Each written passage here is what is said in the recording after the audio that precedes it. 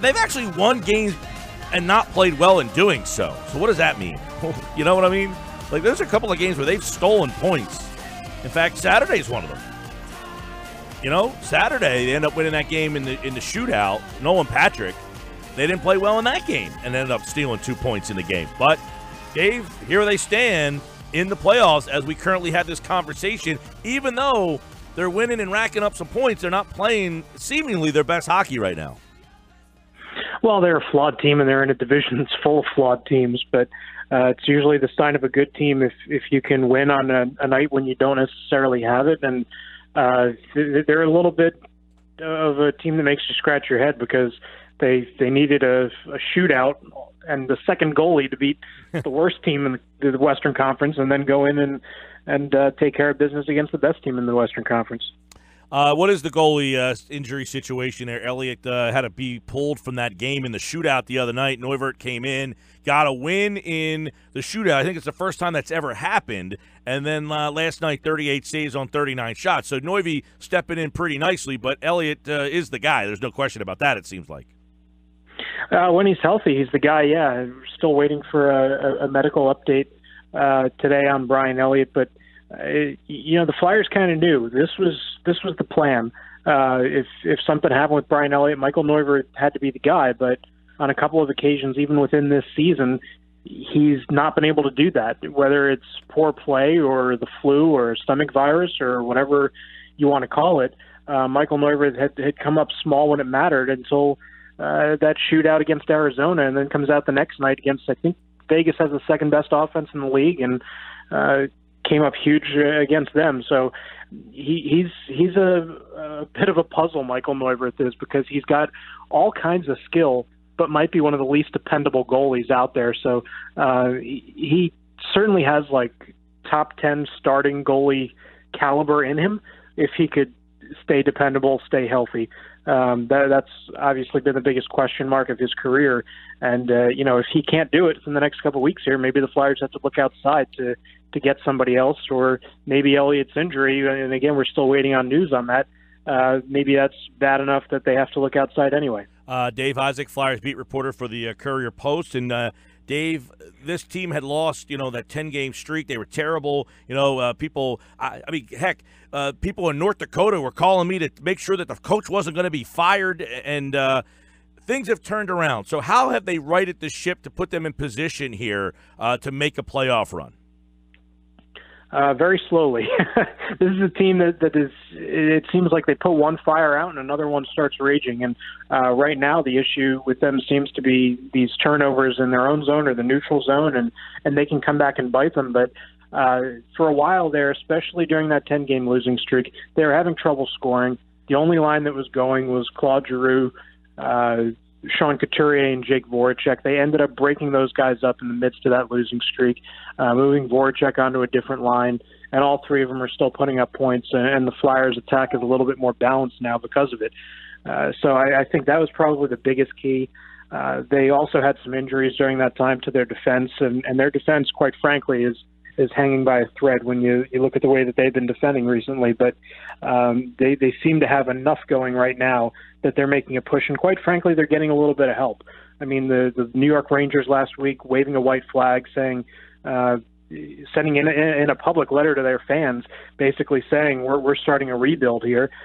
Some of the other teams struggling. I mean, Columbus is now outside of the playoff picture. New Jersey is now beneath the Flyers. They're a team that hasn't won quite as much recently as they have the first couple months of the season. So part of it is the Flyers getting help and doing this at the right time, I think. Yeah, and that was the thing when the Flyers started to get back into the winning ways after that losing streak. It was, all right, when you're looking at the playoffs here, which one of these teams look like they could fall? And everybody kind of pointed to Jersey, but the Rangers are kind of falling off. You got the Islanders kind of floundering. The Penguins aren't as good as people thought. So it seems that it is much more wide open for playoff bursts than maybe it was a month ago. It's a really weird scenario because the Flyers are in the tightest division in the league, but as I look at the three teams in the Atlantic that are in playoff position, all three of them have more points than anybody in the Metropolitan Division. So there's a clear divide in the Atlantic Division. After Tampa Bay, Boston, Toronto, the next team is Detroit. and every team in the Metro is above them. So it's just a strange scenario. The Flyers are in a good spot because of the division that they're in. If they were in the Atlantic, then they would be 6 points out of a top 3 spot instead of being in the wild card spot. So I think that they're definitely benefiting right now from where they are, because the Metropolitan may be the tightest, but it's not the best. The Central Division is the best in the National Hockey League. So it's one of those things where things can happen very, very quickly, can change very quickly. And another factor that is that the first half of the season, I mean, if you remember the first couple of months, I think the Flyers almost got rid of all their Western Conference play there. I know they just came from a Western trip, but I think they've still got 15 of the last 26 or something against division teams, and they're going to start a streak tomorrow, 3 straight against division teams, and that's when you start to see movement very quickly. Tomorrow night, right here on 97.3 ESPN, the Flyers back in action. Nolan Patrick, I think, is really starting to turn a corner a little bit. Specifically, the game he played on Saturday might have been one of the best games, if not the best game he's played in the league. Are you starting to see him kind of understand the league a little bit better? I think that's part of it, and I also think, although he's not super high on it, around this time last year, we started to hear from Claude Giroux saying he was feeling like himself again after the sports hernia surgery that he had and Shane Gostisbehere had on the same day in the summer of 2016, and it kind of claimed most of their season up until around this time. And I think probably 3 weeks ago, you started to see Nolan Patrick start skating better. I think he had been dealing with injuries for so many years consecutively that maybe it's hard for him to notice. But especially because some of the tape that we've seen of him even before he came to the NHL, he was fighting through injury. So as I said to him, I don't even know what your skating stride is supposed to look like. Do you remember what it's supposed to feel like? And he didn't have a great answer there other than saying that he was happy to be pain-free.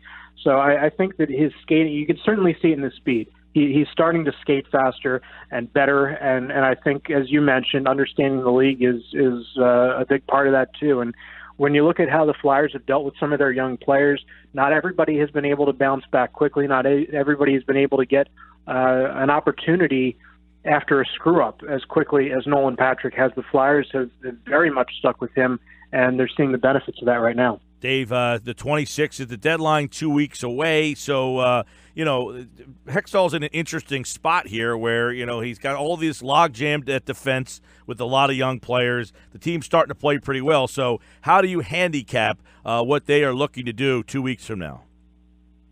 I don't think it's going to be much, if anything at all. The tempting thing, I think, for Ron Hextall now is that other teams are starting to get out of his way. When you see the Rangers say that they're going to start selling off their assets, I mean, I also don't know how much how much the Rangers really want to do business with the Flyers, but there's a couple pieces that would certainly look good in Philadelphia. But I think that's one of those tempting things where Ron Hextall says if these teams are coming out of it, is now the time to not necessarily go for that big gun, the Rick Nash type that everybody's going to kind of be going after that'll yield a high return, but maybe bring in a piece or two that would be supplementary that could maybe help the Flyers go past the first round of the playoffs for the first time since 2012. I don't think that anything is going to have him deviate from his plan in terms of getting first-round picks shipped out of here or young players that are on the brink of making the NHL, but I guess I would see the merit in Ron Hextall bringing in probably a depth defenseman, and I think goaltending is probably the first thing that they would look to improve at the trade deadline 2 weeks from now. But if there was a guy that was a good penalty-killing forward that could maybe put the puck in the net, that would probably be on my wish list too. But again, I don't see any of this really happening. There's kind of an off chance that they get one piece. Two would really surprise me. All right. Dave Isaac on Twitter at Dave G. Isaac, and you can follow him there. The Flyers back in action tomorrow night right here on 97.3 ESPN. As you heard Dave said, it's the start of 3 straight against division foes, and 2 weeks to the deadline, 2 months left in the season. We'll see down the stretch they come. It didn't seem likely about 2 months ago, but here they are currently sitting in a playoff spot if they were to start today. Thanks, Dave. Thanks for having me.